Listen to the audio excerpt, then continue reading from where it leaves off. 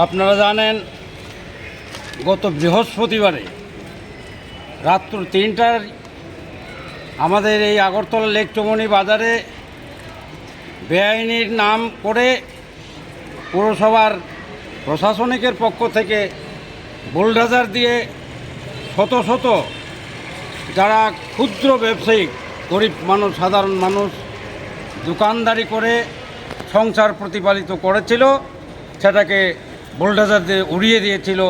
সেটা অমানবিক এবং অনৈতিক আমরা মনে করি।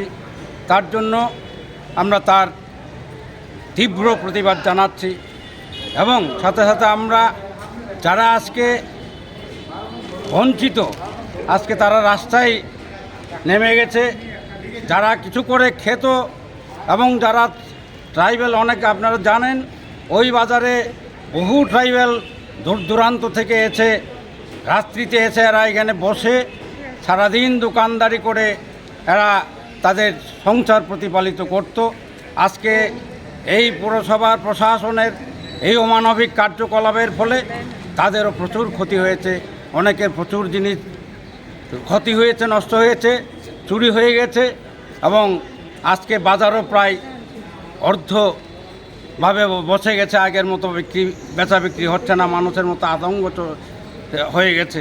এরা বলছে বেআইনি, আমরা তো মনে করি আইন কাদের জন্য? আইন তো মানুষের জন্য, গরিব মানুষের জন্য। এই বেআইনি দোকানগুলি কিন্তু তাদের আমলেই হয়েছিল, এই পার্মানেন্ট গড়গুলি কিন্তু আগে ছিল না। আমি তো এই বাজারে করি এবং তাদের সমিতি আছে, এই বাজারের সমিতি কিন্তু তাদের পার্টির সমিতি, তারা নিজেরাই সমাধান করতে পারত এগুলি যদি সমাধান করার ইচ্ছা থাকতো।